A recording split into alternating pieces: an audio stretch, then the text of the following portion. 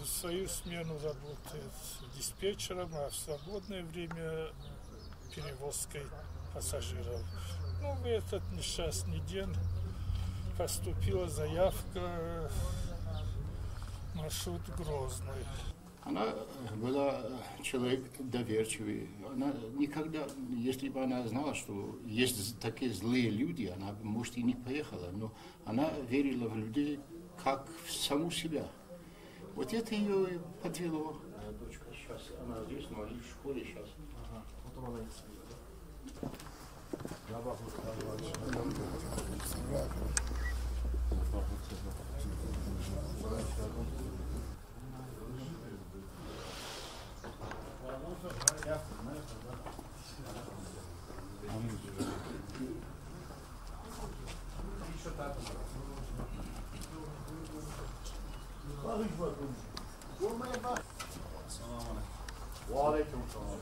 Всем родственникам соболезнования от Духовного управления.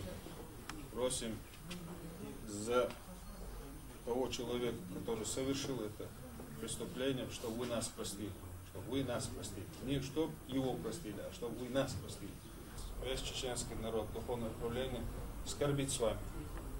Потому что по нашим традициям, по традициям Кавказа, для вас это милость, убийство женщины, это большой грех. Это большой грех, это большой позор. Это, как у нас говорится, как убить двух мужчин. Поэтому действительно мы соболезнуем, мы признаем свою вину. Мы перед вами сегодня опускаем голову. То, что вы скажете, как вы скажете, все мы сделаем. Наши народы всегда жили в дружбе, в братстве.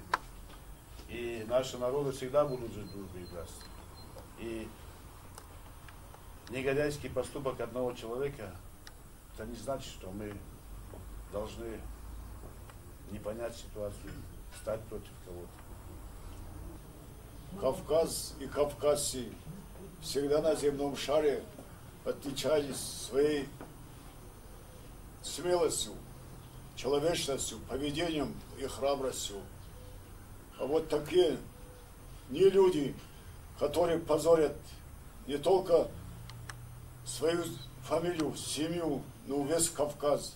Мы всегда жили и будем жить в дружбе. В дальнейшем в жизни возникнет много вопросов, которых надо нам совместно решать. Я думаю, что мы друг друга поймем и решим все вопросы как лучше.